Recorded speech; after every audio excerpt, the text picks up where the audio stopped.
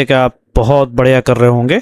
So we will start this one with this beautiful editorial today, and as far as the PDF is concern, so I am gonna upload it today itself, the PDF. Okay, आज ही मैं उसको डाल दूंगा, आप देख लेना अच्छे से। उसके अंदर जो वोकैब वगैरह आए हैं और वो सब के सब पढ़ने की कोशिश करेंगे। ये जो है ना पूरा का पूरा बहुत शानदार है। कफिंग, कफ का मतलब होता है खांसी। Coughing it up, coughing it up का बहुत सारा मीनिंग है। यहाँ पे जो मीनिंग है असल में, इसके तो मीनिंग कई होते हैं। जैसे आप कुछ देने या कुछ मानने से होता है, ठीक है, इसका एक मीनिंग है। चाहे वो सच बोलना हो, पैसे देना हो या किसी जिम्मेदारी को स्वीकार करना हो। अगर इसे गलत तरीके से किया जाए तो इसका मतलब है कि आप सही तरीके से अपना जिम्मेदारी नहीं निभा रहे हैं या किसी चीज़ को ठीक से स्वीकार या हल नहीं कर रहे हैं। इस एडिटोरियल में जो कफिंग इट अप रॉन्ग का मतलब है, ठीक है, इसमें खांसी का सीधा मतलब नहीं है। कफ जैसे खांसी का मतलब होता है, इसका सीधा मतलब नहीं है। इसका मतलब है कि दूषित यानी जो खराब दवाइयाँ हैं, दवाइयों की जो समस्या को गलत तरीके से संभाला जा रहा है। कफिंग इट अप यहाँ एक जिम्मेदारी स्वीकार करने या समाधान करने के लिए इस्तेमाल हुआ है। गलत ढंग से कफिंग इट अप का मतलब है कि दवाओं की गुणवत्ता या सुरक्षा के मुद्दे को सही तरीके से हल नहीं किया जा रहा है, ठीक है। यानी गलत तरीके से खांसी का इलाज करना होता है। खांसी वाली दवाइयों के मामले को गलत ढंग से संभाला जा रहा है, ये है इस पूरी का मतलब है। यानी coughing it up, coughing it up का मतलब ये होता है कि गलत किसी भी जिम्मेदारी को संभालना। अब वो जो जिम्मेदारी जो संभाली जा रही है वो रॉन्ग तरीके से, गलत तरीके से, सही तरीके से जिम्मेदारी को नहीं समझा जा रहा। कह रहे कि अगर इफ़ ओनली अगर प्रिस्क्रिप्शन जो दवाइयाँ जो डॉक्टर नुस्खा लिखता है उसको प्रिस्क्रिप्शन कुड हो सकता है कि रियली सच में ठीक कर दे, fix the contaminated is poison वाला जो मेडिसिन्स हैं उसके प्रॉब्लम को, उसकी परेशानी को अगर वो ठीक कर दे तो ऐसा, यानी कि असल में एडिटर साहब ये कह रहे हैं कि काश के सिर्फ डॉक्टर की जो पर्ची होती प्रिस्क्रिप्शन वो दूषित यानी गंदी या जहरीली दवाइयों की समस्या को ठीक कर सकती। इफ़ ओनली ऐसा, काश ऐसा होता। इफ़ ओनली का मतलब यहाँ पे होता कि काश, इफ़ ओनली का मतलब यहाँ पे होगा कि काश के ऐसा होता, ठीक है। जो डॉक्टर की लिखी दवाई की पर्ची जो है इस कंटेमिनेटेड जो ये जो दवाइयाँ हैं वो ठीक कर देती, यानी जहरीली दवाइयाँ। चलिए हम इसको पढ़ने की कोशिश करते हैं। नए हैं तो चैनल को ज़रूर सब्सक्राइब करें। कि 8 महीने आफ्टर, 8 महीने के बाद चिल्ड्रन जो बच्चे डाइड मर गए थे फ्रॉम, किससे मरे थे भाई? कंज्यूमिंग, खाने की वजह से या पीने की वजह से टॉक्सिक जहरीली जो है कफ सिरप, खांसी की सिरप को।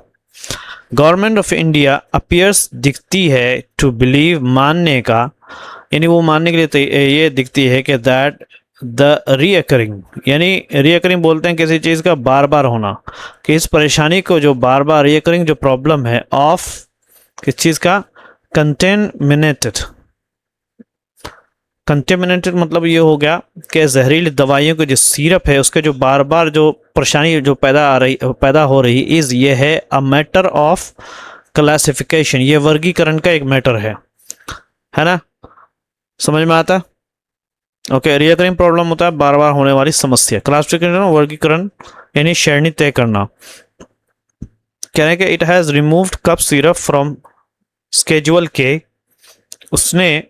उसने हैज़ रिमूव हटा दिया है कफ सिरप यानी खांसी का सिरप को फ्रॉम स्केजुअल के से, विच जो के जिसने अनुमति दी, अलाउड देम उनको अनुमति दी, टू बी सोल्ड के उसको बेचा जाए, इन सर्टन क्या है, खास जनरल स्टोर्स में, इन स्मॉलर एक छोटे गांव में, ठीक है। ये अनुमति दी है कि भाई कफ सिरप एक खास जनरल स्टोर में बेचा जाएगा, हर जगह अवेलेबल मौजूद नहीं होगा। ये गवर्नमेंट ने एक तरह का रूल बनाया है। नाउ अब ऑल सब के सब जो कफ सिरप से हैं वो ज़रूरत पड़ी विल रिक्वायर अ डॉक्टर की पर्ची, यानी स्टोर वाले जैसे कि बाहर देश में होता है कि बाहर देश में क्या होता है, जैसा यूएसए में चले जाओ, कि अगर एंटीबायोटिक या कुछ खास दवाई चाहिए तो वो ऐसे नहीं देते। वो क्या करते हैं कि आपको डॉक्टर की प्रिस्क्रिप्शन चाहिए, डॉक्टर से लिखवा के लाओ। तो इसी तरीके से अब कफ सिरप जो है ऐसे नहीं मिलने वाला, उसमें डॉक्टर की प्रिस्क्रिप्शन होनी चाहिए, ऐसा कह रहे हैं। ऑल्दो अगरचे मेनी बहुत सारे लोगों ने ऑलरेडी पहले ही डू इन प्रैक्टिस, वो पहले ही बहुत सारे लोग ऐसा करते हैं, वो प्रैक्टिस में यानी वो जारी है, बहुत सारे स्टोर वाले देते ही नहीं है। तो सवाल यहाँ पे ये पैदा हो रहा है कि इन प्रैक्टिस मतलब वास्तव में असली जीवन में सवाल ये पैदा है कि क्या ये उम्मीद की जा रही है कि डॉक्टर की जो पर्चियाँ दवाइयों के दूषित होने के समस्या को हल कर देंगे, ये सवाल पूछा जा रहा है। आर कि क्या प्रिस्क्रिप्शन डॉक्टर की जो पर्चियाँ हैं एक्सपेक्टेड, क्या उम्मीद की जाती है टू सॉल्व के वो हल कर ले कंटेमिनेशन को, यानी जो दूषित दवाइयाँ हैं, जहरीली दवाई, इसको ख़त्म कर देगा उसको समस्या को। कैसे, ये कैसे होगा? क्योंकि जो परेशानी है, द प्रॉब्लम इज़ है नॉट कि कैसे, हाउ दीज मेडिसिन, किस तरीके से ये दवाइयाँ जो है आर सोल्ड, किस तरीके से बेची जाती, बट लेकिन व्हाट इज बिंग सोल्ड। लेकिन प्रॉब्लम ये नहीं है कि दवाइयाँ किस तरह बेची जाती है, लेकिन प्रॉब्लम क्या है कि व्हाट इज बिंग सोल्ड, क्या बेचा जा रहा है, ये है प्रॉब्लम। ठीक है, व्हाट इज बिंग सोल्ड। तो इंडिया जो है, इंडिया लगातार एक्सपीरियंसिंग तजर्बा कर रहा है या जूझ रहा है फाटल डीईजी, यानी एक रेगुलेटेड केमिकल है जो कि इस्तेमाल किया जाता है, एक रेगुलेटेड केमिकल है जिसको इस्तेमाल किया जाता है इन कफ सिरप में। क्या है? पॉइजनिंग आउटब्रेक्स फ्रॉम, अच्छा यहाँ पे पढ़ते हैं दोस्तों, दोबारा ट्रांसलेट कर देता हूँ आपके लिए कि भारत में दूषित खांसी की दवाओं के कारण डीईजी यानी खांसी की दवा में इस्तेमाल होने वाला जो नियंत्रित रसायन केमिकल से होने वाली घातक जो विषाक्तता है की घटनाएं बार बार होती रहती हैं। मध्य प्रदेश के छिंदवाड़ा में पिछले अक्टूबर कम से कम 22 बच्चों की मौत इसका सबसे नया मामला है। कीप्स एक्सपीरियंस मतलब होता है बार बार इस्तेमाल, झेलता रहता है। फाटाल का मतलब होता है जानलेवा। आउटब्रेक मतलब होता है अचानक फैलने वाली घटना। चलो दोबारा पढ़ते हैं। ठीक, इंडिया झेल रहा है फाटाल, जानलेवा, डीईजी रेगुलेट जो केमिकल जो इस्तेमाल किया था कफ सिरप में, पॉइजनिंग कि वो जहर वाला, आउटब्रेक्स बोलते हैं यानी कोई नई चीज़ या अचानक फैलने वाली घटना, यानी पॉइजनिंग आउटब्रेक यानी जहर वाला एक घटनाएं होती रहती हैं। किससे भाई? फ्रॉम कंटेमिनेटेड, पॉइजन वाली कफ सिरप से। ठीक है, क्या भाई मिठाई कौन ले गया? Very nice. मैं आपको तो करेंगे द डेथ जो मौत थी ऑफ एटलीस्ट कम से कम 22 बच्चों की इन छिंदवाड़ा में, वो दोस्तों एमपी मध्य प्रदेश में लास्ट अक्टूबर में, being the last case, latest case, being का मतलब यहाँ पे होना है कि ये सबसे नया केस है। लेटेस्ट मतलब सबसे नया मामला है अभी तक का। कह रहे हैं कि कंटेमिनेटेड जो कफ सिरप है यानी दूषित जो खांसी की दवाइयाँ हैं, ना तो कोई नई समस्या है और ना ही कोई चौंकाने वाली बात है।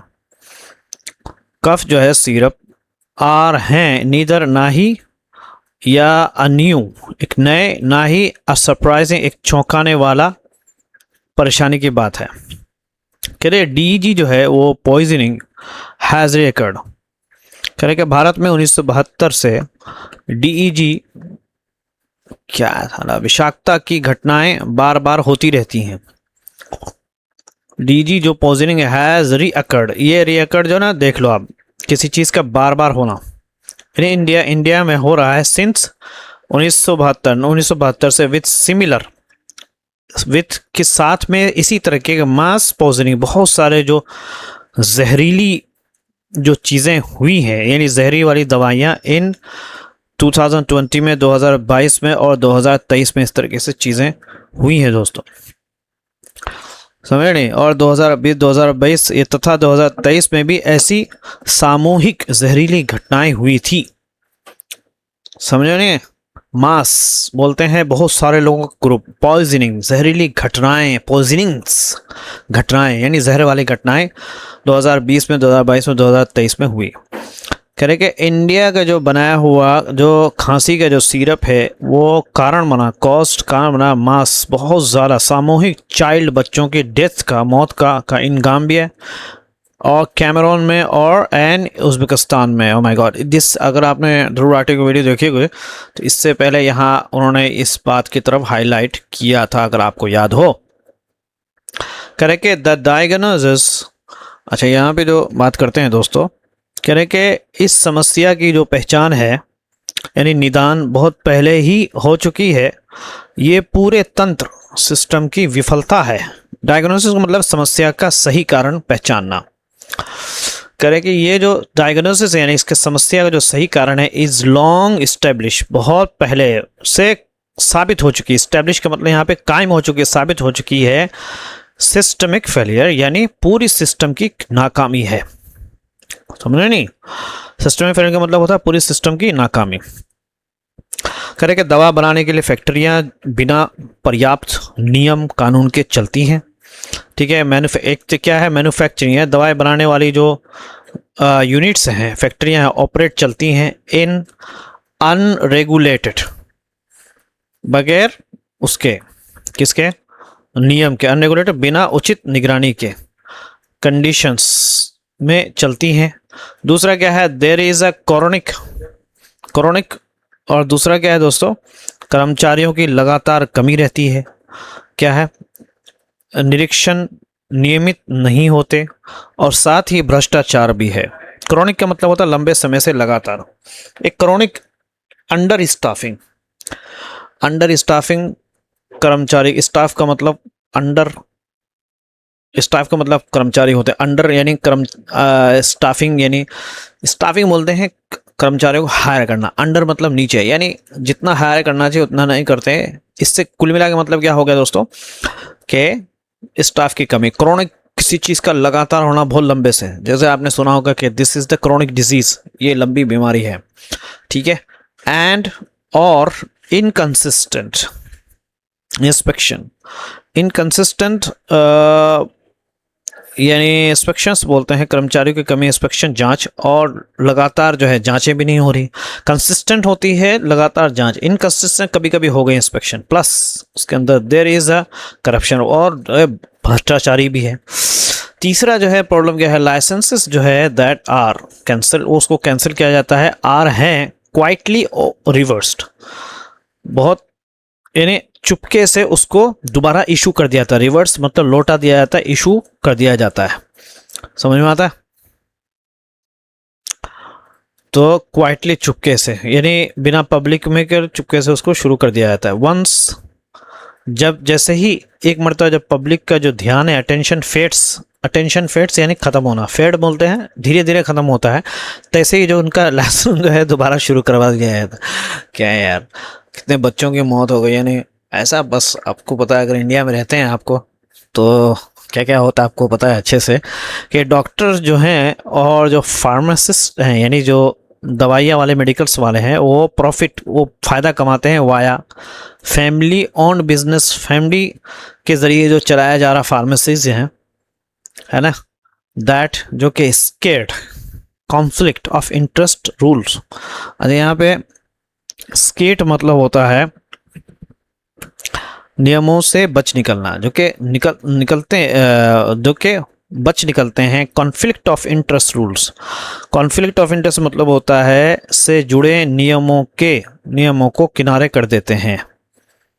ठीक है, यानी डॉक्टर और दवा विक्रेता अपने परिवार की दुकानों के माध्यम से लाभ कमाते हैं, जो हितों के टकराव से जुड़े नियमों को किनारे कर देती हैं। यानी किससे, हितों के टकराव से जुड़े नियमों को किनारा कर देती है।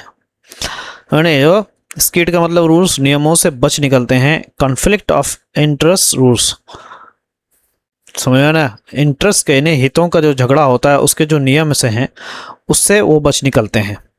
समझना, दोबारा कर देता हूँ कि डॉक्टर और दवा विक्रेता अपने परिवार की दुकानों के ज़रिए से फायदा कमाते हैं, जो हितों के टकराव से जुड़े नियमों को किनारे कर देती हैं। ठीक है, तो ये सारी चीज़ें हैं।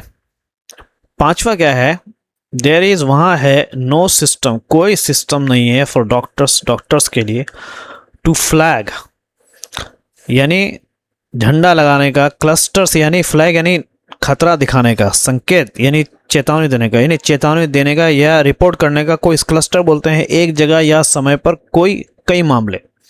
क्लस्टर्स ऑफ यानी क्लस्टर्स ऑफ पॉइजनिंग यानी जहरीली जो दुर्घटनाएं हैं उसकी जो सिम्टम्स है, पॉइजनिंग जो की अलामतें हैं उसकी जो भरमार होती है, उसको चेतावनी देने के लिए कोई सिस्टम नहीं है। ठीक है भाई, डॉक्टर्स के लिए कोई सिस्टम होना चाहिए, किस तरह की दवाई दे रहे हैं आप, कौन सी दवाई दे रहे हैं, और जो है वहाँ पे पॉइजनिंग जो है ना, दुर्घटना जो पॉइजनिंग की जो अलामतें दिखती हैं, साइंस दिखती हैं, उसकी जो क्लस्टर्स है ना, भरमार होती है। यानी डॉक्टरों के पास ऐसा कोई सिस्टम नहीं है जिससे वे एक साथ दिखने वाले विषाक्तता यानी पॉइजनिंग के कई मामलों की सूचना दे सकें उन्हें। यानी डॉक्टरों के पास ऐसा कोई सिस्टम नहीं है कि जिससे वो एक साथ दिखने वाले क्या है, विषाक्तता यानी वही पॉइजनिंग के कई मामलों की सूचना दे सके। फ्लैग का मतलब चेतावनी देना, क्लस्टर मतलब होता है एक जगह या समय पर कई मामला। There is no effective drug recall mechanism. Six ये है कि वहाँ है कोई भी असरदार दवाइयाँ जो रिकॉल मैकेनिज्म। अच्छा, रिकॉल मैकेनिज्म का मतलब यहाँ पे क्या होगा? ड्रग रिकॉल मैकेनिज्म मतलब होता है खराब दवाओं को बाजार से जो के ले सके, मैकेनिज्म को यानी खराब दवाइयों के जो सिस्टम है उसको, उस ड्रग को वापस ले सके, उसका कोई व्यवस्था नहीं। मैकेनिज्म का मतलब यहाँ पे व्यवस्था हो गया। ठीक है, यानी दवाओं को बाजार से वापस बुलाने की कोई प्रभावी यानी इफेक्टिव व्यवस्था नहीं है। ड्रग रिकॉल का मतलब होता है खराब दवाओं को बाजार से वापस मंगाना। तो इसीलिए दूषित दवाओं के बेच बाजार में घूमते रहते हैं और फिर से मौतों का कारण बनते हैं। रिमेन इन सर्कुलेशन, है ना। सो इसीलिए कंटेमिनेटेड, ठीक है ना, जो दूषित दवाइयाँ हैं उसके जो बेचेस है, यानी बेचेस बोलते हैं सामूहिक या कई दवाइयों का ग्रुप जो होता है, रिमेन वो रहते हैं इन सर्कुलेशन, घूमते रहते हैं, एक इस दुकान से दूसरी दुकान, दूसरी दुकान से तीसरी दुकान, तो घूमते रहते हैं। यानी कोई उन पर बैन नहीं लगता है, लोग खरीदते हैं बेचते हैं, खरीदते हैं बेचते हैं, और कारण बनते हैं वो मौतों का दोबारा। सेवंथ क्या है? डिस्पाइट रूल्स, नियम होने के बावजूद, दैट मैंडेट जो कि ज़रूरी करार देता है कि एवरी बेच, हर बेच ऑफ अ रॉ मटेरियल, जो कच्चा जो मटेरियल होता है, एंड फाइनल, और जो फाइनल जो उत्पाद है, प्रोडक्ट है, बी टेस्ट, उसको टेस्ट किया जाए, एंड रिकॉर्ड्स, और उसके जो रिकॉर्ड्स है उसको मेंटेन रखा जाए। समझे नहीं, यानी लिखा जाए कहीं पे। देयर इज़ नो, वहाँ पे कोई नहीं है डॉक्यूमेंटेशन, कोई लिखित पढ़ित की कोई चीज़ नहीं है। Of a chain of custody of inputs. अच्छा, ये चेन ऑफ कस्टडी इनपुट्स का क्या मतलब है? मैंडेट का मतलब अनिवार्य कर देना। चेन ऑफ कस्टडी इनपुट्स का मतलब किसी वस्तु के, किसी चीज के एक हाथ से दूसरे हाथ तक पहुंचने का पूरा record. Chain of custody, chain बोलते हैं एक से दूसरा हाथ, कस्टडी यानी हाथ में रखना, पकड़ना। तो ये जो एक से दूसरे हाथ, तीसरे हाथ, जो एक आपके पास, जैसे आप फैक्ट्री से, आप डिस्ट्रीब्यूटर से, क्या बोलते हैं, डीलर से, व्हाटएवर, जो एक चेन ऑफ कस्टडी होती है ऑफ इनपुट्स मतलब दवाइयों का जो फाइनल प्रोडक्ट्स हैं, उसका भी कोई रिकॉर्ड सिस्टम नहीं है कि भाई किसके हाथ में गया, कौन लेके गया, उसका कोई नहीं। यानी नियम ये कहते हैं कि कच्चे माल और तैयार दवा के जो है हर बैच की जांच हो और रिकॉर्ड रखा जाए। फिर भी इस्तेमाल की गई सामग्री यानी जो उसके इंग्रेडिएंट्स हैं कहाँ से आई और किसके पास रही, है ना, इसका भी पूरा दस्तावेज रिकॉर्ड नहीं होता। ठीक है, there is no documentation of chain of custody के भाई जो उसके अंदर जो इनपुट्स डाले जाते हैं, जो सामग्री, जो इंग्रेडिएंट्स आते हैं, वो कहाँ से आ रहा है, किधर से आ रहा है, किसके पास था, अब किसके पास चला गया, उसके पास भी कोई रिकॉर्ड नहीं है। तो हो सकता है बीच में गड़बड़ी हो सकता है ये किसी ने कुछ मिला दिया हो, तो इसकी भी कोई रिकॉर्ड नहीं है। कह रहे पुअर जो ख़राब जो रेगुलेशन है यानी नियम है, रेगुलेशन का मतलब होता है एक चीज़ का नियम, यानी रेगुलेट बोलते हैं अप्लाई, यानी कमज़ोर निगरानी, रेगुलेट बोलते हैं कमज़ोर जो निगरानी है। कैटर्स, अच्छा कैटर्स टू का मतलब होता है बढ़ावा देना किसी, कैटर्स टू द रेजिस्टेंस यानी रुकावट को, किससे, ट्रांसपेरेंसी ईमानदारी की, यानी के लिए रुकावट को बढ़ावा देता है, एंड अकाउंटेबिलिटी और जवाबदेही को, यानी resistance to transparency and accountability, यानी मतलब कमज़ोर जो निगरानी व्यवस्था जो है पारदर्शिता और जवाबदेही से बचने की प्रवृत्ति को बढ़ावा देती है। समझने वाला, जब इस तरह की चीज़ें नहीं होती है, भाई रिकॉर्ड नहीं है, तो इससे क्या चलता है कि कोई कुछ भी मिला रहा बीच में, कोई जो है पूछने वाला नहीं है, तो रिकॉर्ड भी नहीं है। इट इज़ वर्थ, ये ज़रूरी है, इट इज़ यहाँ ज़रूरी है कि वर्थ ये इस बात का योग्य है कि हम याद करें, रिकॉलिंग द यूएस के उदाहरण को अगेन दोबारा, के टाइटनिंग, उन्होंने टाइट कर दिया ड्रग के कानून को इन 1937 में, और स्ट्रिक्ट और बहुत सख्त रेगुलेटरी जो है यानी रेगुलेटरी इन्फोर्समेंट लागू करने का हुआ, एलिमिनेटर ख़त्म कर दिया गया DEG डेथ को। ठीक है, यानी अमेरिका का उदाहरण फिर से याद करना उचित है कि 1937 में दवा का जो है दवा कानूनों को सख्त किया, ठीक है, किया गया, और कड़े नियमों के पालन ने DEG से होने वाली मौतों को समाप्त कर दिया। कड़े नियमों के पालन ने एलिमिनेटेड DEG डेथ। समझ आ रहा? तो ये क्यों हुआ भाई? क्योंकि जो लागू है रेगुलेटरी जो निगरानी है उसका जो लागू है इन्फोर्समेंट ने जो रेगुलर बहुत ज़बरदस्त जो निगरानी को जो लागू किया उसने ख़त्म कर दिया, एलिमिनेटेड ख़त्म कर दिया DEG डेथ को। इन इंडिया की अगर बात करें, आफ्टर एवरी हर मास पॉइजनिंग, यानी बहुत सारी जो जहरीली जो घटनाएं होती हैं, अथॉरिटीज़ यानी जो अधिकारी लोग हैं स्लिप इनटू, फिसल जाते हैं, इनटू एन ऑल टू, एक बहुत ज़्यादा फैमिलियर जाना पहचाना साइकिल ऑफ डिनाइल, यानी क्या है, चक्र में, इनकार के चक्र में। साइकिल ऑफ डिनाइल का मतलब यहाँ पे होगा, ऑल टू फैमिलियर का मतलब होता है बहुत ज़्यादा परिचित, यानी भारत में हर बड़ी जो ये दुर्घटना पॉइजन की जो घटना है के बाद अधिकारी एक बहुत ही परिचित चक्र में फंस जाते हैं। ठीक है, पहले इनकार करते हैं, डिनाइल करते हैं, फिर क्या करते हैं, फिर थोड़े समय की सख्ती करते हैं, टेम्पररी करेक्टडाउन, थोड़े समय की करेक्टडाउन सख्ती करते हैं। ठीक है, एंड और बैंड एड का मतलब यहाँ पे क्या हो गया कि अस्थाई और सतही समाधान, यानी बहुत ही नीचे स्तर का समाधान निकालते हैं। आपको पता है ये बहुत होता है ना, लोग चीज़ों को दबाने के लिए कुछ ना कुछ क्रिएट कर देते हैं, फिर लोग वो जो नेता होते हैं या पुलिस वाले या जो अधिकारी उनको सब पता होता है, लोग जो है भूल जाते हैं, नोबडी केयर्स अबाउट इट। कितने लोगों को आपको पता है क्या क्या हो रहा है। एनीवे, कह रहे हैं कि द सोल्यूशन, इसका जो हल है दोस्तों, इज़ नॉट, ये वो नहीं है कि व्हाट हैज़ बीन प्रिस्क्राइब, क्या चुना गया है, क्या तजवीज़ की गई, डॉक्टर की प्रिस्क्रिप्शन, यानी डॉक्टर की जो है वो है उसका हल के भाई प्रिस्क्रिप्शन होना चाहिए, विच कैन, जो कि कैन ऑल्सो भी करप्ट, क्या है, प्रोक्योर्ड फास्टली का मतलब होता है, अब यहाँ पे एक नया वर्ड है देख लो, यानी गलत तरीके से प्राप्त करना। प्रोक्योर्ड का मतलब होता है गलत तरीके से प्राप्त किया जा सकता है, ये बहुत हो सकता है। प्रोक्योर्ड फास्टली बोलते हैं भाई टेंशन नहीं लो, हम लोग कर देंगे। सेपरेट, जो कि एक अलग ही स्कैम हो जाएगा। ठीक है, लास्टली आखिर में बात यह है कि कैसे, हाउ डज गवर्नमेंट योजना बनाते, प्लान टू इन्फोर्स, लागू करने का प्रिस्क्रिप्शन को, यानी इस प्रिस्क्रिप्शन के रूल को, ओनली सेल्स है, प्रिस्क्रिप्शन ओनली सेल्स का कैसे कर सकते, यानी अंत में सरकार केवल डॉक्टर की पर्ची पर दवा बेचने के नियम को लागू कैसे करेगी? खाली डॉक्टर की प्रिस्क्रिप्शन ओनली सेल्स, यानी जो लागू करना, plan to enforce prescription only sales, यानी अगर बिकेगा तो प्रिस्क्रिप्शन के आधार पर बिकेगा, नहीं तो नहीं बिकेगा। तो कह रहे हैं कि इसको कैसे लागू किया जाएगा, ठीक है। यानी दोबारा सुनिए, अंत में लास्टली हाउ डज, कैसे गवर्नमेंट क्या कर रही है, प्लानिंग कर रही है या योजना बना रही है कि डॉक्टर की पर्ची पर दवा बेचने के नियम को लागू कैसे करेगी, है ना। डॉक्टर की पर्ची लागू इन्फॉर प्रिस्क्रिप्शन ओनली सेल्स, कि भाई प्रिस्क्रिप्शन होगा तभी बचेगा, इसको लागू कैसे करेगी।